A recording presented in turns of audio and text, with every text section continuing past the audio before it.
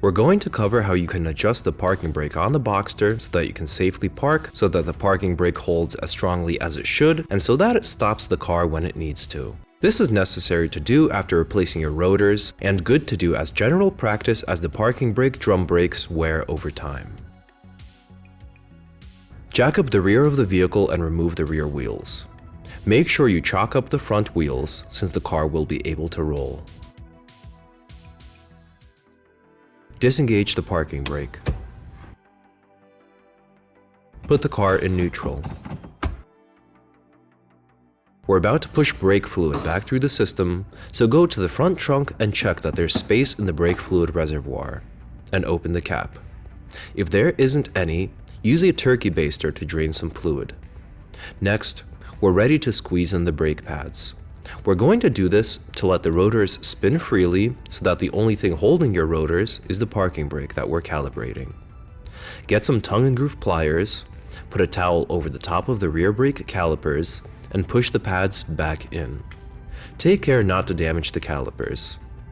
Make sure each rotor spins freely and double check that the parking brake is off.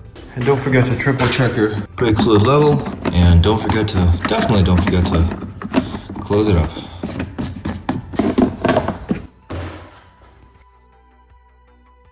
Now that the parking brake is disengaged and both rotors can spin, we rotate each rotor until we find the adjustment cog, also known as the star wheel. It's located at the top of each rotor. This is what it looks like, and it should be visible through the rotor.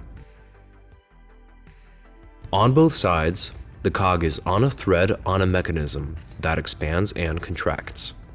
If you move the cog down the threads, it makes the mechanism smaller, making the parking brakes press less against the insides of the rotors.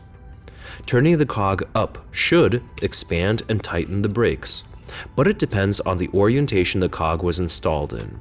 So use a flathead screwdriver to turn the cog up and down and experimentally determine on both sides which way the cog turns to tighten the parking brake. Once you figured out which way tightens the parking brakes, tighten both sides until the rotors are not spinnable by hand with the parking brake off. On the right side, it's down to tighten. On the passenger side in America, on the right rear. And on the driver's side in America, on the left side, left rear, it was up. Oh, I cannot move the rotor. Now loosen both sides until both rotors barely spin freely. By barely spin freely, I mean from the tight position, turn the rotors down one cog and then test the spinability. If you hear any grating, that's the parking brake on the rotor, so you need to loosen the cogs further. Still movable.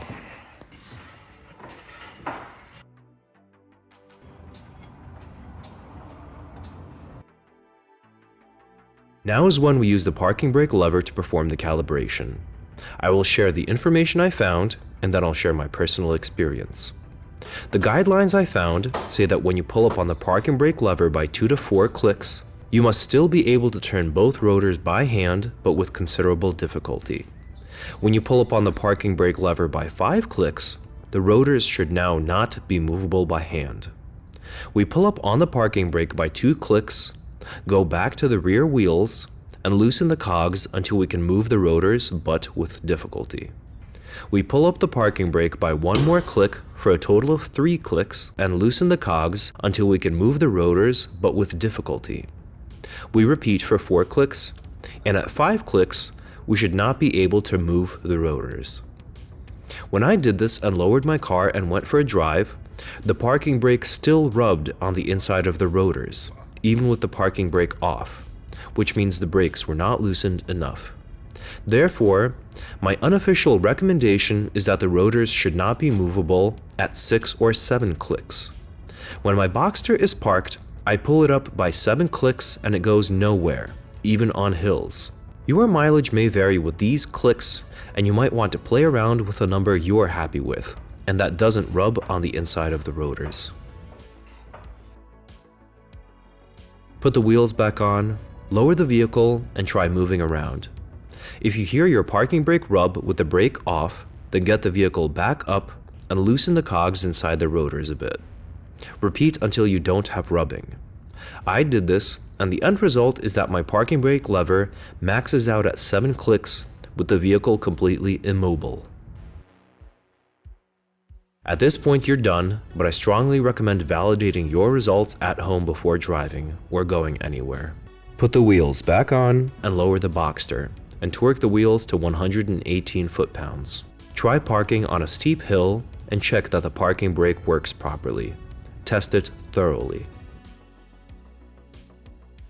At this point you're done. If your parking brake is still not working properly, then chances are it's time for a replacement of the actual parking brakes.